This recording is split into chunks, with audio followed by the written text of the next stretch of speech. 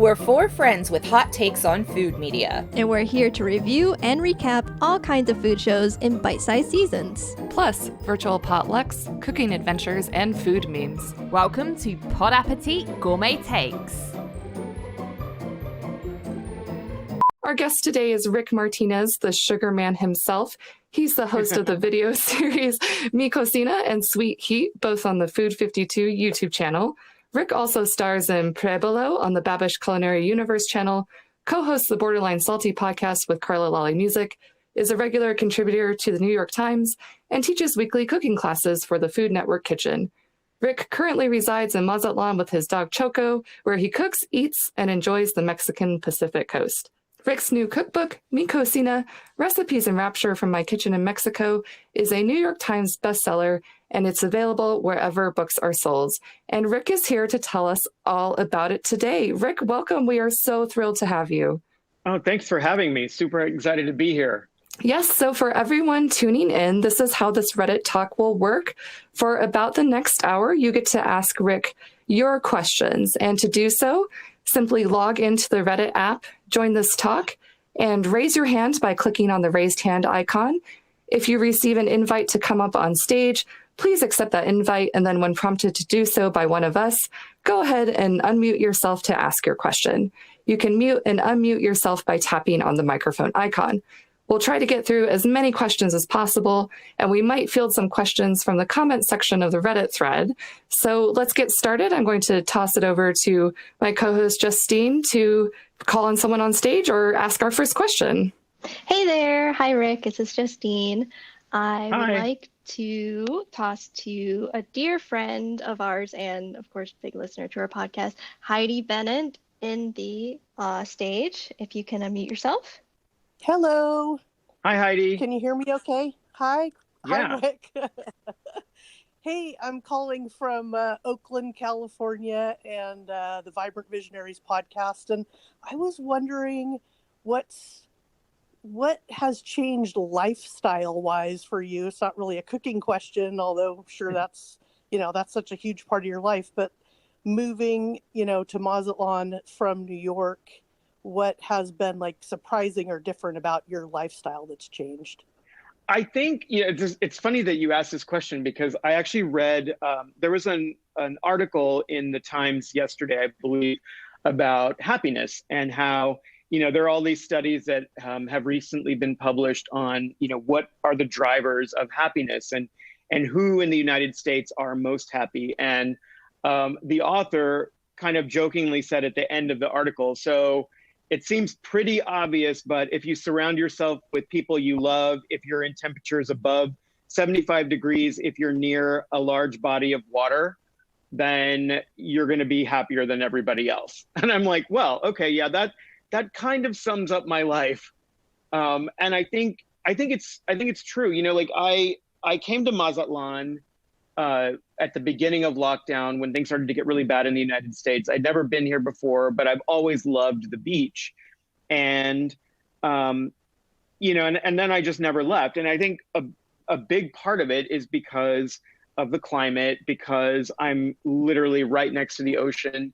And actually this week, I got back from New York about a week ago, and my dog Choco and I are basically I work really hard during the day, and then we go and run around the beach at sunset.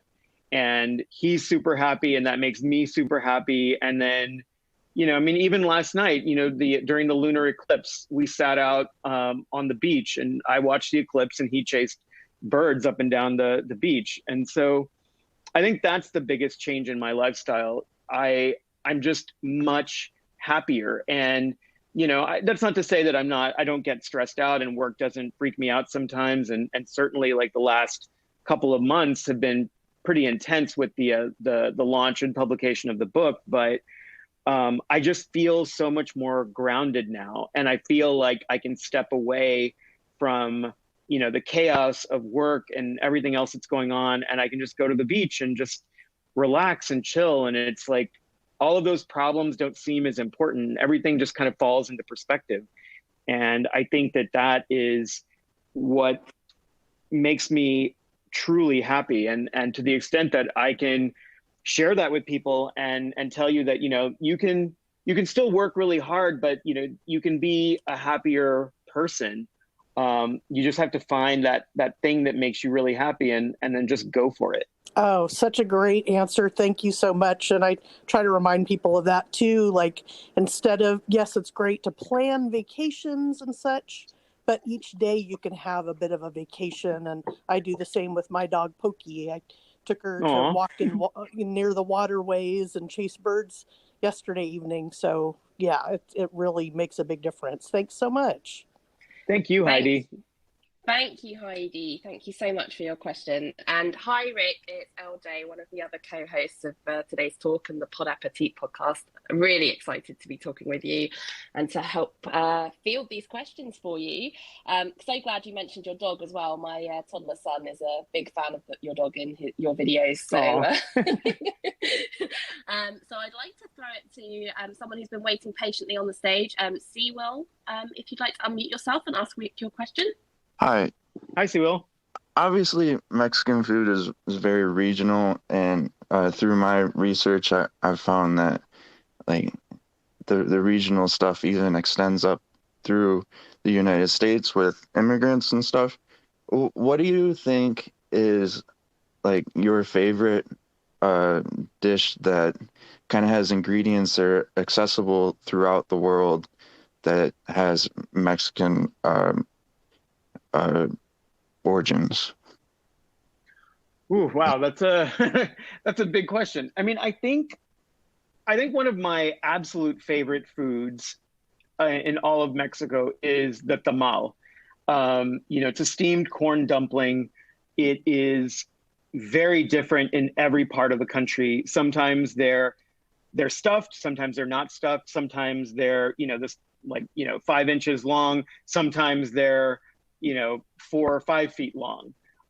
It just really depends on where you are. But I feel like in most places, certainly in the United States, probably in most parts of the world, you can get ground corn and create this steamed dumpling. And then I think it's a matter of just filling it with what you like and what you have access to. I think what is difficult for a lot of cooks is there's this idea that we try and make something, really authentic to the place. And a lot of times that's really difficult. And so, I think immigrants out of Mexico, what they try and do, whether they're, regardless of what country they immigrate into, they will take the dish that they love and the techniques to make that dish, and they will make it with the ingredients that they have access to. And so that's why I think right now in the United States, there's some really amazing Mexican food being created by Mexican immigrants who are using Kentucky bourbon to make their carnitas, or they're making moles with peaches and pecans in Central Texas. And it's because, they don't have access to the things that they had in Oaxaca. And so they're improvising. And I think that's something that's a good lesson for home cooks. If you don't have access to something, then just, you can still make it, just substitute the things that you do have access to that are fresh and good. I always tell people, go to the market and let the market tell you what it wants you to make. So if, you have a recipe and it says to get tomatoes and your tomatoes at the market look really awful and are probably not going to have any flavor, then don't use them and substitute for something else. Try a tomatillo or even try a fruit like a peach or a plum. And obviously it's not going to be the same, but it might be tasty. And chances are, if it's a fresh ingredient and you like that ingredient, you're probably going to like the dish in its final outcome. But I think tamales are something that are really fun. You can make them sweet. You don't even necessarily have to make them with corn. I've had them with ground rice. I've also actually had them with whole grain rice, steamed in banana leaves, stuffed with carnitas and garbanzo beans in Mexicali. So there are a number of different ways that they can be made. And I think it's just really about, what you have access to and what you like. Thank you. Yeah, I totally agree.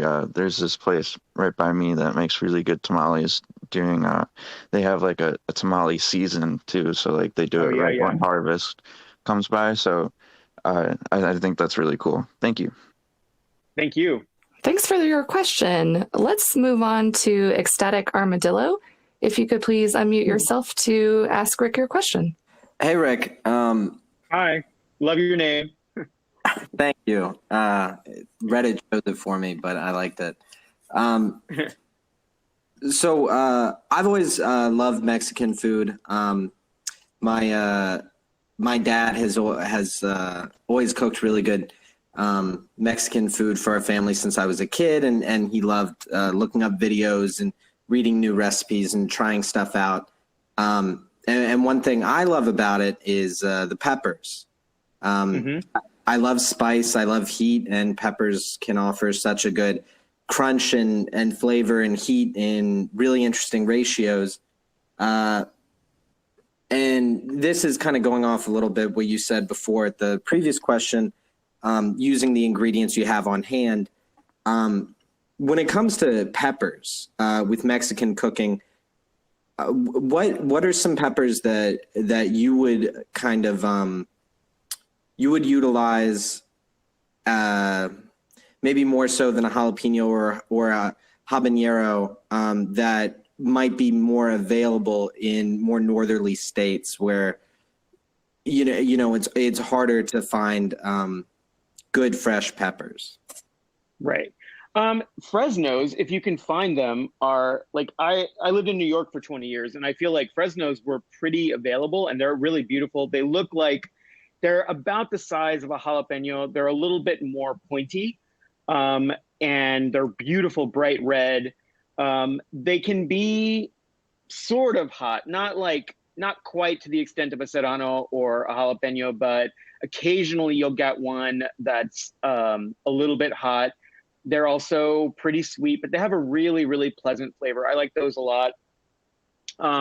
I've also used Cubanelles. Cubanelles, I feel like, are pretty common in the Northeast.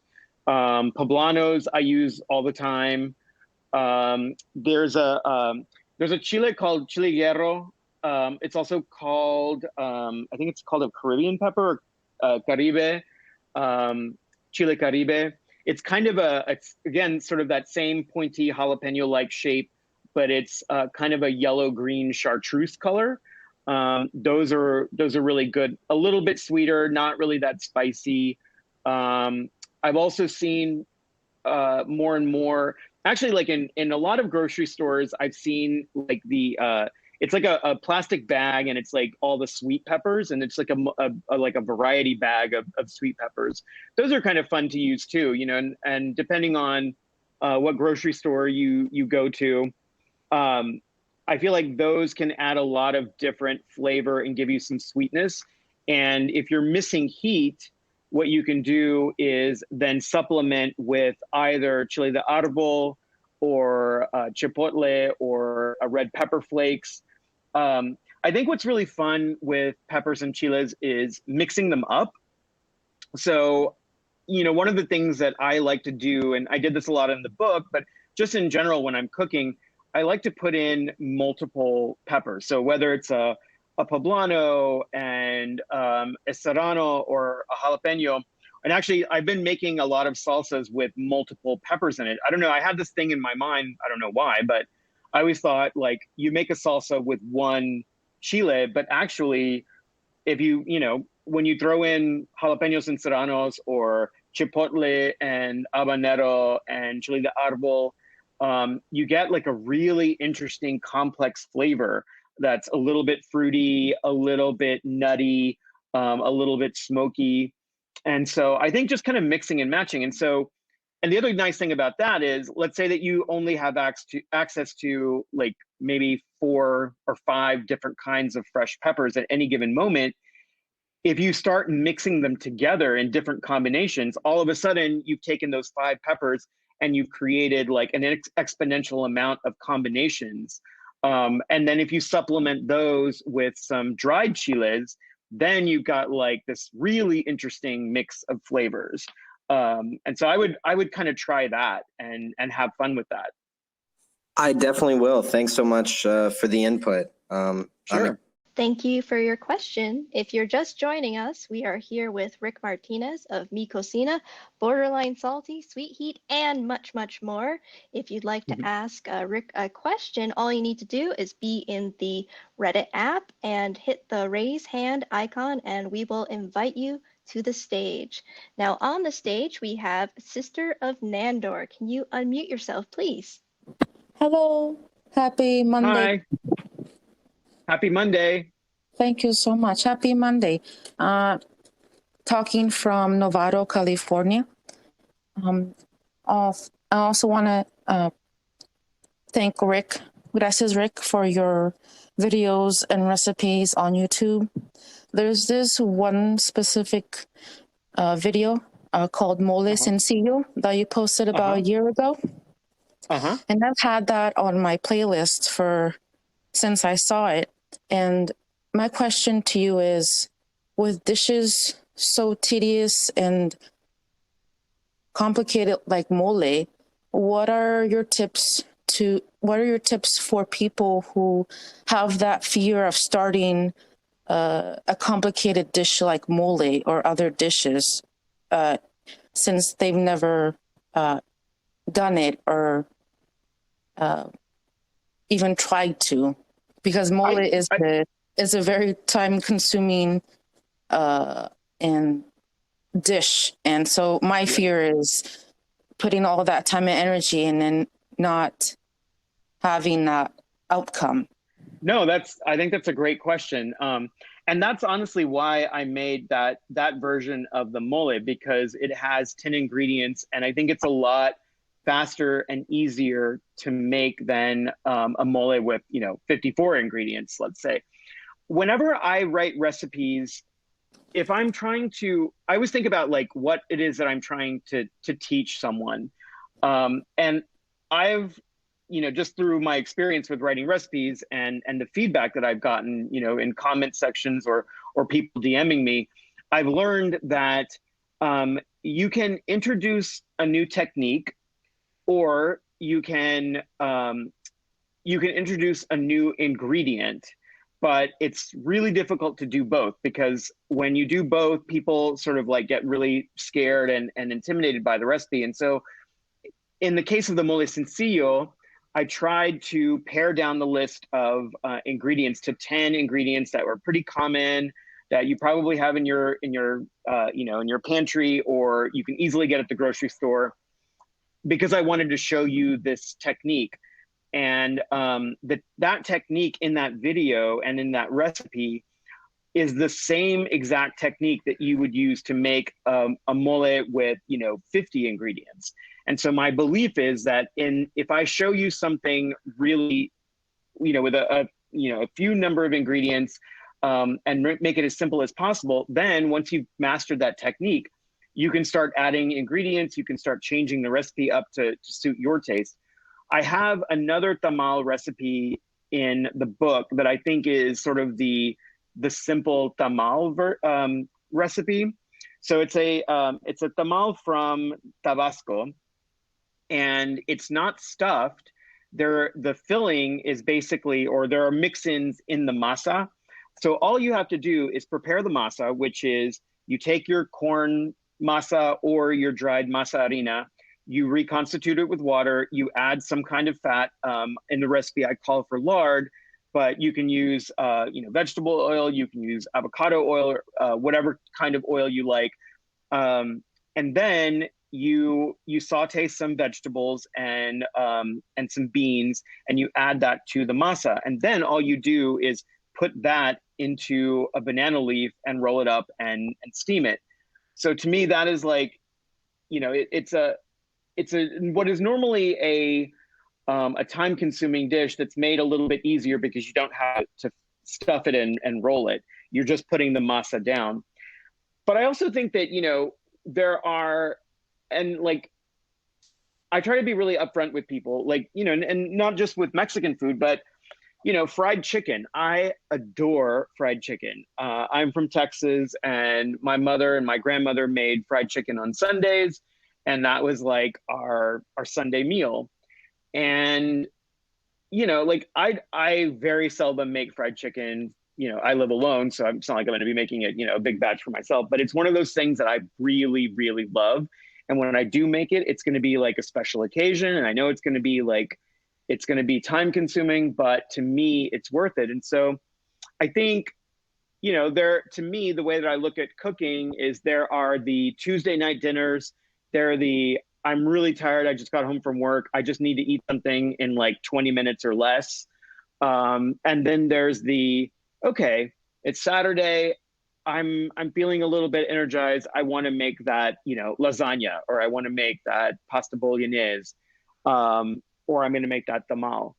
And so I think it's just about having that mindset and, and also, if a recipe seems really complicated, you can also cut it in half. And so you're not spending as much time and as much money on the ingredients. And so if something happens and you don't like it, then you haven't blown a whole lot of money. Because I know that when I've done that in the past, if I want to make a recipe and then it just doesn't turn out the way that I want it, I know that's one of the things that I think about is well, crap, I spent, $50 and 6 hours of my time doing this. And so that just seems like a lot. So, just scale it down. And that way, the investment, the time investment and the monetary investment isn't as high. But I also think that with something like the mole sencillo, I would definitely try it. It's 10 ingredients, and the times that I've made it, it usually, you can usually finish it within an hour or just over an hour. And honestly, that's it's a really quick and easy mole, and all my friends absolutely adore it. And the other great thing is it actually tastes like there's a lot more than 10 ingredients in it. Thank you so much, Chef Rick. That's awesome. Thank you so much. Thank you so much for that a wonderful Monday. Thanks, you too. Thank you for that question. That was brilliant. And Rick, I'm a massive fan of your project recipes. I once made your pozole, which was quite hard doing that from the UK, but it was delicious. Thank you. Thank you. Mintrels, would you like to unmute yourself to ask your question? Hi, Chef. Hi, how are you? Good. I wanted to ask, what are your top 3 ways to interpret liver in Mexican cuisine? Because liver is really dry. So what's the top 3 ways to cook it? Ooh, okay. I haven't had that much liver. I mean, just liver as a sole protein ingredient in Mexican cooking. I've had it in tamales. I've had it in there is in birria, in certain birrieros, they'll actually make almost like a sausage. So when the goat is slaughtered, they will fill the intestines with sometimes it's rice, sometimes it's beans. Usually it's a lot of vegetables, and then the offal, they'll chop that up with a lot of seasoning, and they'll tie that up. And then when they cook the goat in the clay pots in the ovens, they'll put that in there. So it steams and it cooks with the goat, and then they'll serve it on the side. So I haven't so that I know that the liver was in there, but it's also mixed with pretty much all of the other internal organs. One of my favorite ways to cook liver is of any kind is mousse. I love chicken liver mousse, or is absolutely incredible. I used to work at ABC Kitchen, which is a restaurant in New York City, and we had a chicken liver mousse on the menu. And one of the things that I think, one of the flavors that people are turned off by is sort of that iron-y flavor that a lot of times liver has. One thing that you can do is if you soak the liver in milk overnight, the milk will actually pull out those off flavors, and then you get a much sweeter liver afterwards. So we would soak the liver overnight in milk. You drain it, and then we would hard sear it in lots of butter, a little bit of olive oil. We would deglaze the pan with cognac, and then add a lot of spice or fresh herbs. We would also caramelize onions and then puree all of that mixture with butter until it gets really, really like light and airy, very much like a chocolate mousse. But and then we would serve that on toast, like so a really nice country bread that was toasted in olive oil. It was so incredibly delicious, and that is absolutely one of my favorite ways to prepare liver. But I've had liver in just like smothered, usually like with a gravy or in a tomato sauce. I think if I was going to make the Mexican version, I would start off by soaking it in milk, and then I think I would make a roasted tomato and chili ancho, maybe a little bit of chili chipotle, like a little guiso made of all those things. So actually, if you have my book, the Morisqueta Michoacana, make that chili sauce, but then instead of using the pork, you can use liver. But like I said, I mean, just make sure that you soak it overnight in the milk, and then just like give it a really nice sear. And you don't want to cook it.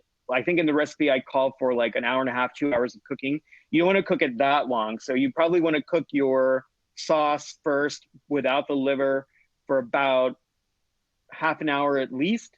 Then add the liver to it. Maybe cook that for about 15 minutes.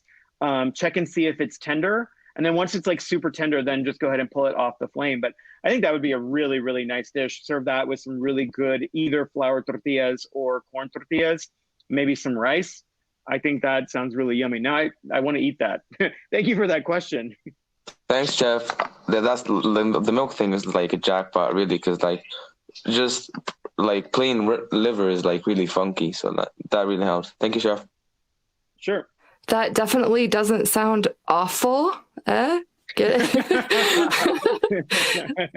All right. If you're just now, thank you. If you're just now joining us, we are here with Chef Rick Martinez. He is the author of Mi Cocina, which also has a companion YouTube series on the Food52 YouTube channel. He also hosts Sweet Heat, also on Food52, as well as the Borderline Salty podcast. If you would like to ask Rick your question, please do so by logging into the Reddit app and clicking the raised hand icon, which is the little hand in the corner of the screen. And then if we call on you, you can ask Rick your question. Currently on stage, we have 8Zil. Please unmute and ask your question. Hey guys, this is Witzel I'm the Tabasco guy. Rick might remember that. I actually wanted to ask you, like, if you have any intention to continue the trip to Mexico and then do like a second part of that research trip that you started and had to cut short. Hi, that's a great question. You know, I definitely, I don't even see it like as a beginning and an end. I just, you know, one of the things that I discovered about myself when I started researching this book is how much I absolutely love traveling and eating anywhere. You know, it can be the United States, it can be a country in Asia, Europe, or Mexico. It doesn't matter to me. I think one of the best ways to explore culture and to understand people of a different place is to eat their food and talk with them. And, you know, I think one of the biggest gifts that I received in having traveled through Mexico is when you're by yourself and you're driving from town to town, you know, it doesn't even matter if you're a shy person normally, like, you know, at a certain point, you just want to talk to another human being. And, you know, food is one of those things that I think there are probably, you know, 99% of human beings will talk about food. You know, everybody likes to eat, or at least everybody I know. And when you start a conversation about food, people get really passionate about it. And especially when you're new to a place, I found that, you know, it doesn't matter what country you're in or where you are. People want you to try different things. They'll talk to you about some dish that they've had or some person that's made this thing or some restaurant that they really love, and they want you to go there and they want you to try that thing. And to me, it's just such a great icebreaker. It's a great way to talk to people. It's a great way to meet people. And then you get the benefit of eating some really ridiculously delicious food. And so, yeah, I mean, there are a lot of places in Mexico that I haven't yet gone. So I definitely want to continue to explore. And then there are just places that I went that I want to go back to, like Tepoztlan. I love Tepoztlan, which is in the central part of the country. It's so beautiful. The food is incredible. The scenery, the architecture, the people, it's just such a beautiful small town, but it has such a rich history and such incredible food. And I just want to go hang out. When I was there for the research, I was only able to spend, I think, about 36 hours there. And I remember thinking when I left, this is a place that I need to come back and just like hang out for a week or party for a long weekend. But it's a great place. So yes, I definitely want to continue traveling, but I also really want to start exploring different places beyond Mexico. I would really love to go to Thailand, Vietnam, Korea. I love Asian flavors, and I want to just explore other cultures. All right, we have John Appetito on stage. Could you unmute yourself and ask your question? Hey, Chef Rick. Hey, how are you? Doing well. Love your work. Love your style. I just wanted to know, I saw that you were from Texas and I think Austin, and I was curious if you knew of any kind of lesser known places that people should check out for authentic Mexican food. So I feel like every time I go to Austin, like the whole city just kind of reinvents itself. The last time I was there was I think it was for Thanksgiving. And, there's just so many new taquerias. And that's one of the things that I love about Austin is they're always like just new places to try. I think I always have my staples. I think Suerte is one of my favorite places. I love Chef Fermin Nunez. He's so incredibly talented. He is I believe he's from Sonora, which is a northern state in Mexico. And he's continually reinventing his cuisine. And I think, he started out with a very definite sort of nod to the food that he grew up with. And now, he's expanded into seafood and postres and breakfasts. And I think he's leaning in more recently into sort of more Austin-like breakfast tacos and things like that. So that's always a place that I like to go to. Nixta is also a really great little taco place that I like a lot. But like I said, I usually just try whenever I go back or I'm about to go back, I just reach out to my friends that are there and just ask them, like, where am I eating this time? Because I think, especially in a place like Austin where, so many new people come into the city every month, and there's so many new restaurants. It's just like anything that I could recommend is going to be like 6 months old, and I feel like the city is like completely different than it was 6 months ago. But those are the places that I typically go, like when I go down there. But then I also make my dad cook for me, so there's that. Okay, thanks for the suggestions. Yep.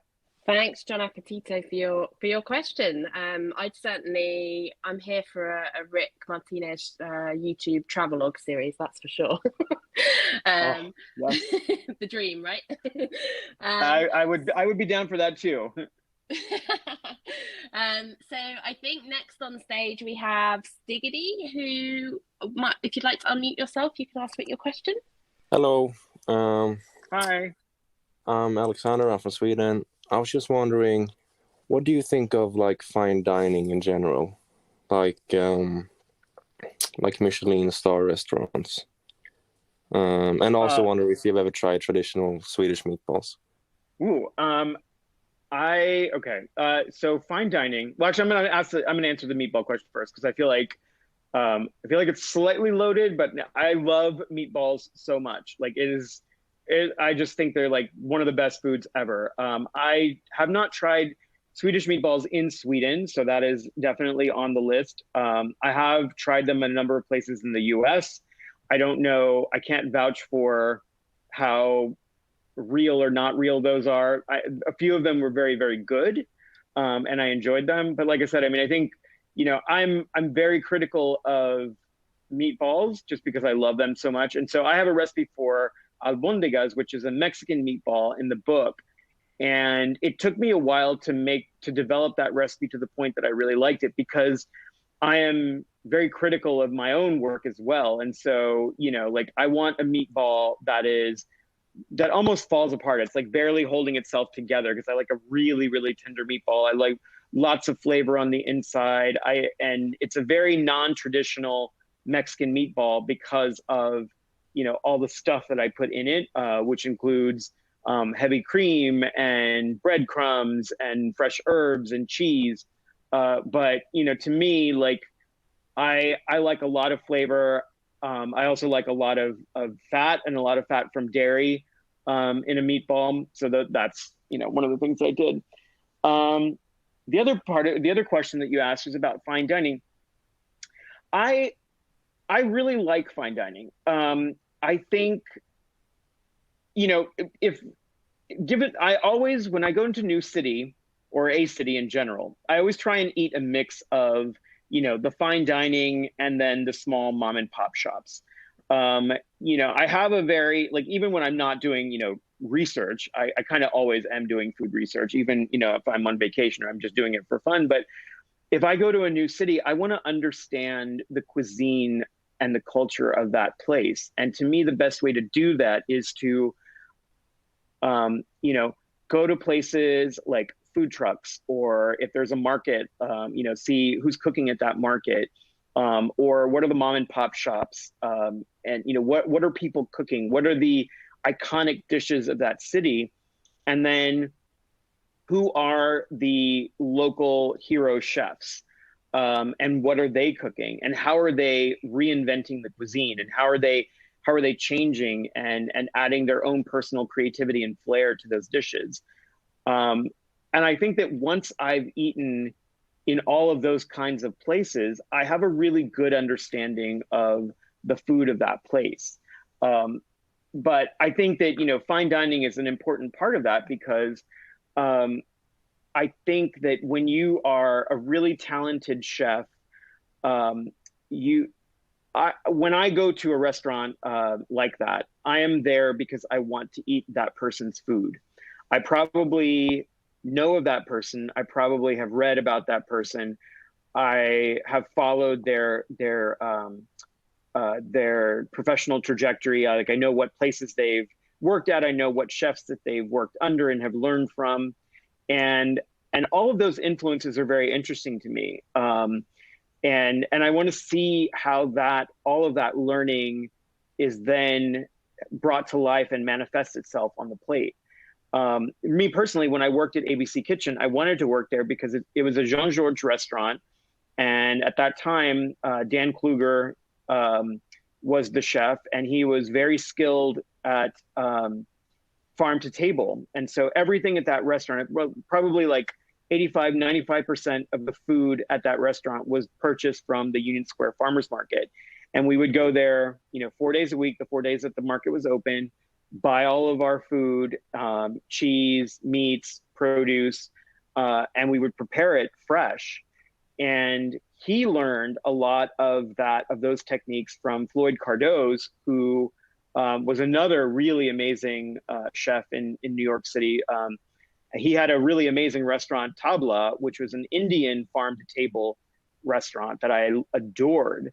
And so I wanted to learn from those techniques. And so I feel like you can see, you know, from Floyd to Dan, and then, you know, how both of those men influenced my cooking.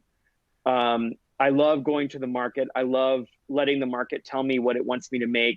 I love creating highs using a lot of citrus, and then a lot of deep roasty caramelly flavors, and all of those things, that sort of symphonic melody that I try and create in each dish. To me, that was a direct result of me working for those two men.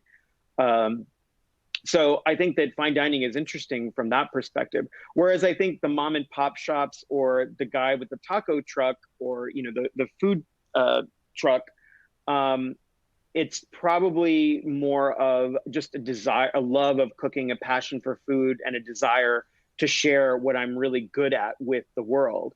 And I think that is equally as important as well. And that influence might be a mom or a dad or family or the region. And I think that, you know, again, I think that those are very important, but I just love seeing both. So I don't think one is necessarily more important than the other. But I think together they create a very brilliant picture of the cuisine of place. I love that we're getting questions from all across the globe. Rick, you can be honest, was it an IKEA meatball? I have had those, but that wasn't the one that I liked the most. just to be on the record for that. Got it. All right. Since they haven't had a chance to ask a question yet, let's go ahead and speak with Shania. If you could please unmute yourself and ask Rick your question. Hey, sorry about that. Yeah, so my question is mainly pertaining to kind of the specialty in Mexican food, right? So I'm married to a Latina woman and often go to family events where, you know, there's a lot of spice, there's a lot of flavor, and a lot of things that are kind of meant to hit you in the face all at once. And that's great. But I have this issue, right? So I'm a 2-time cancer patient. I've been in remission now for about 7 years, but my stomach doesn't handle spice as well as it used to. Can you tell me, maybe not so much recipes, but maybe more of a generalized type of meal that I would potentially be able to go to as like a safe food in the Mexican genre, I guess? Yeah. No, I think that's really valid. I'm glad you asked this question. So in the book, there is a recipe for ulichi, which is a mole blanco, and I would equate the flavor and the texture to something like a congee, except instead of making it with rice, the ulichi is made with corn, and so it's very. I mean, I don't like to use the word mild, but like relative to, you know, other slap you in the face kind of dishes or punch you in the face kind of dishes, it is more mild. So it's more of like a corn porridge type situation that in the recipe that's in the book, it's flavored with chili, very mild sweet chilies and onion and chicken. So imagine like a really nice rich chicken broth thickened with corn. But I also think that, you know, using corn and using masa is a good way to coat your stomach and will, you know, you can still use some of the spices, some of the dry spices, maybe not so much the heat. But you can, if you have corn as a really nice base, so tamales, you know, instead of making a chili sauce, you can make more of a vegetable sauce. Or, you know, I mean, it depends on, you know, what your tolerance is for heat. If you like the flavor of chili, but you want to, you know, remove some of the heat, one of my favorite techniques for doing that is soaking the chilies in alcohol. So the capsaicin, which is the compound that creates the heat in a chili, is soluble in alcohol and also vinegar. So if you soak it in either, you know, like I would try like, you know, basically like an unflavored like vodka situation, something that's like 40 proof, or vinegar but I think vinegar would probably lead to other stomach issues, so you may not want to do that. But the alcohol will pull out the heat, and then you'll be left with a much more sweeter vegetal type, you know, almost bell pepper like, not flavor necessarily, but like that's sort of the heat level that you'll get after you've soaked it in, you know, for like an hour or two in alcohol. But also like increasing a little bit of the fat, and not like, you know, I'm not talking about like, you know, a quarter cup of fat, but like creating more emulsified food. So if you make a sauce and mount it with a little butter at the end, even a chili sauce. So like I think I did this in the salsa guajillo and lobster. I believe I mounted the guajillo sauce. So guajillos are already pretty mild, and if you finish the sauce, and that's what mount means, like at the very end, you pull the pan off the heat and you throw in a little bit, maybe 2 or 3 tablespoons of room temp butter, and then just swirl it in the pan until it thickens. It's sort of the technique, or not, it is the technique for making a beurre blanc, or classic French sauces. And so the butter not only thickens the sauce, but it'll also coat those chili particles so that when you eat it, it's not going to be as aggressive when you digest it. So that might help as well. Thank you so much. I really appreciate that. Sure. If you are just tuning into us now, we've been speaking with Rick Martinez.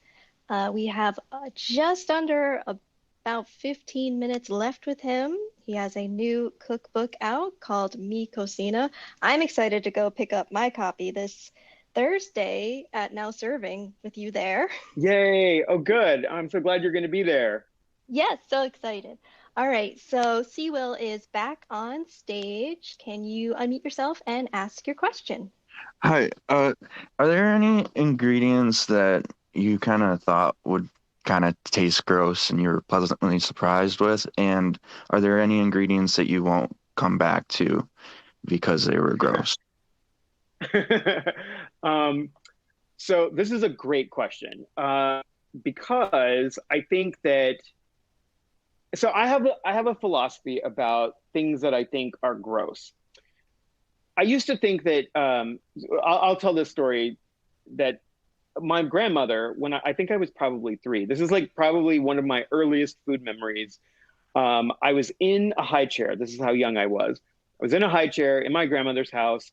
She had some fresh cactus paddles, or nopales, that she was growing in the backyard. She went out back, she cut them, she took the spines off, she cut them up. She sauteed them with some onion and then mixed in some scrambled eggs and then served me a plate of eggs and nopales. I distinctly remember, as a very probably precocious and maybe a slightly obnoxious three-year-old child, thinking that the nopales were crunchy and the onion was very, very strong, meaning neither one were cooked, I think, enough. But worse than that, the nopales are similar in texture, or have a similar property to okra, in that when you cut them, they sort of ooze out this slime that I am not a fan of. And so as a 3-year-old child, it kind of was like somebody spat in my eggs.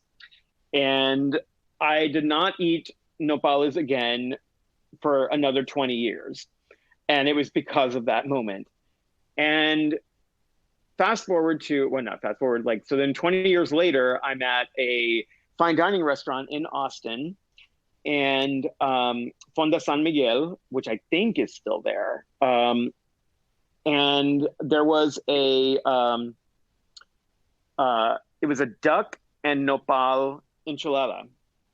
And I love duck. And so I was like, I'm going to brave the nopales, even though it's been, 20 years since I've eaten them, but I love duck so much, I'm just going to power through it. And I ate them and I was like, wow, this is nothing like what I remember this ingredient to be like. And so what I learned from that, that whole experience is that you can taste something and you can really, really dislike it. And then you can taste it again and it might be really delicious. So the problem might not be with the ingredient. The problem might be with the person who cooked it, or the way that it was prepared, or the recipe itself. So you just kind of never really know what the real reason it is that you dislike that thing. And so I feel like, just in fairness, I need to give everything a fair shot. There was a moment that, so I don't like I'm not a big fan of slimy textures, so okra and nopales, but I do know how to cook them so that I can enjoy them. I like the flavor of nopales. I like the flavor of okra. For okra, I love to slice them really thin and lengthwise, and then deep fry them. So if you slice them on a mandolin, it's almost like you're making okra chips. Slice them really thin, drop them in hot oil. They fry up really, really crispy and golden. There's no sign of any moisture at all. It's just like a really crisp chip. And to me, those are ridiculously delicious. Nopales, same thing. If you sear them really nicely, really hard in a skillet until all of the liquid comes out, you've evaporated all, then there's no more ooziness, there's no more sliminess, and then it's just a really delicious sauteed vegetable. But, you know, like I find this over and over again. Like there are certain things, like I also am not a huge fan of tinned fish or canned fish flavor, because I feel like there's a really intense fishy flavor that I'm just not super into. That said, you know, I love anchovies. I'm not really a big fan of just like, you know, downing an anchovy by itself, but, you know, in sauces, like they're absolutely essential, certainly in a Caesar dressing. I have a salsa blanca in the cookbook that is basically like a Mexican tartar sauce with anchovies in it. I think it's like really, really delicious. I went to a restaurant recently in New York, and there was basically a dish with 3 different types of cured fish on it. And my first thought was, wow, this is going to be a really intense bite. And so I was sort of preparing myself, and I just took a bite, and I was like, oh my God, this is insanely delicious. And we ended up ordering like several of these appetizers because they were so incredibly delicious. Absolutely no sign of fishy flavor. They were just really, really good. So anyway, all that to say, I think that, you know, I would just keep trying them, you know, and if you decide you don't want to, you like, nope, I've concluded that I've eaten this 10 times and I think this is just an ingredient that I'm not going to eat anymore.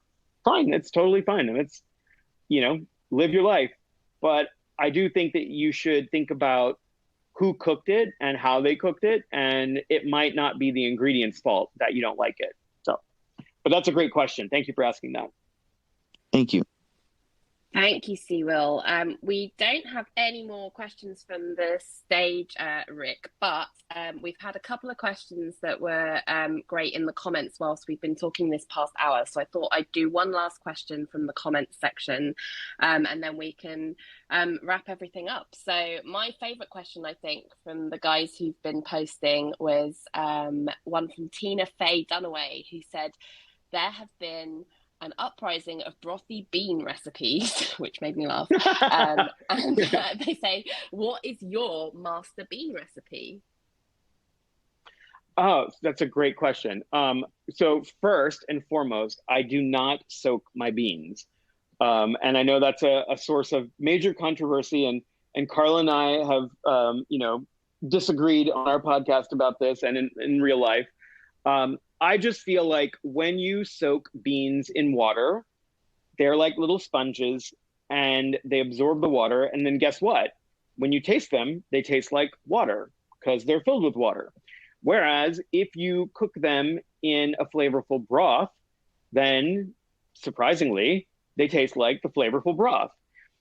So, you know, I have a go-to bean recipe in the book, and I've used it for years now. It's a very simple, like 5 ingredient recipe. It's, you know, whatever beans you like, you know, so black, pinto, navy, doesn't matter, whatever bean you like. So use the bean. I really like the flavor of scallions in my beans. And so I believe it is 3 scallions. I just have the book in front of me. I should probably just look it up. Yeah. So it's a pound of beans, and I use 3 scallion and 3 garlic cloves. And that is, you know, a really good combination. I like the scallions because I feel like it's a little bit more mild and a little bit more herbaceous than, say, if you use like an onion or, you know, yeah. I mean, if you just use an onion, I feel like it's a little too harsh. I want something a little rounder. I also love avocado leaves. This is a little bit harder to find. And so I've also written in the recipe, like if you don't have avocado, you don't want to find them, use bay leaves. They just add this really nice back note. The avocado leaves are very commonly used in Southern Mexican cuisine and Southern Mexican beans. And they have this really insanely cool flavor. It's like a little bit like orange, a little bit like clove and allspice, and a little bit like kind of herby, minty, like mint and oregano. It is such a cool flavor, and you have no idea what it is. I remember the first time I had beans made with avocado leaves, I was like, what is that? Like, did they put orange and cloves in here? Like, I don't understand what's happening. And it's not like, it doesn't hit you over the head. So it's not like you're eating like spice cake, but it's just this really subtle on the back end of the bean. Like, what is that? Like, it almost tastes like this fresh thing. So if you see them, you should buy them and try it. And then I also like a little fresh herbs. So this is, where you look in your crisper drawer in the refrigerator and like whatever herbs that you like that you have, if it's, parsley, mint, basil, thyme, whatever is in there that you really like and you want to add as a flavor component of the beans, I would add that. I wrote in the recipe, use epazote or like whatever combination of herbs that you like. Epazote is a common herb in Mexico and it's commonly used in beans. But I think it's, and then salt. And I use quite a bit. I use 17 grams of salt, which is a tablespoon plus a half teaspoon of Morton kosher, which is 2 tablespoons and 1 teaspoon of diamond crystal. Because you need salt to be able to taste your beans. But to me, it's like a really simple recipe. You just throw it in, fill it up with water, let it cook for about 2 hours until the beans are tender. And all beans are different, depending on how old it is, what kind you're using. They could take as little as an hour and a half. They could take maybe 3.5. It really just depends on the bean, but you get the most incredibly flavorful broth. And sometimes I've eaten this pot of beans and I'm like, I just want to eat the broth. Like, it's almost better than the bean itself. So I highly recommend you try this. And then just like, don't worry about the types of herbs or ingredients I wrote in the recipe. Just use what you have and use what you like. Then you're probably going to like it even better. I love that. Let the market tell you what to eat. Or your fridge. Yes. Or your fridge. Yes, exactly. I love it. Well, thank you so much, Rick. I'm conscious of time and we're coming up to the hour and we only have you for that long. I feel like you've certainly whet all of our appetites for getting our hands on Mi Cocina, your upcoming book. Where can people find you and get your book? I am at Chef Rick Martinez on Instagram and YouTube. If you just search for Rick Martinez, you'll see me pop up on the Food52, on the Babish Culinary Universe, and I'm doing regular recipes now, weeknight meals for New York Times. I'm actually also working on a 10 essential Mexican recipes for the New York Times, and that'll be out later on in the fall. Amazing. That's wonderful. Can't wait to read it. For more of Pod Appétit gourmet takes, you can find us on your favorite podcatcher, or you can go to podappetitpodcast.com, and we release new episodes every other Monday. We don't currently have any other talks scheduled on r/food, but I know the mods are working really hard behind the scenes, planning to schedule one as soon as we can. So I suggest you keep an eye out on our food, or you can follow us at Pod Appétit on either Instagram or Twitter, and we'll definitely be sure to let you know when we've got our next talk planned. So all that remains to say is thank you everyone for your wonderful questions, and thank you, Rick, for being so wonderful as well. It's been an absolute pleasure to talk to you. No, thank you everyone. And also, if anybody's in LA, come see me at Now Serving on Thursday. Yes, Justine will be there. I'll be there. Yay. Yay. Good. Thank you, Rick. It was a pleasure.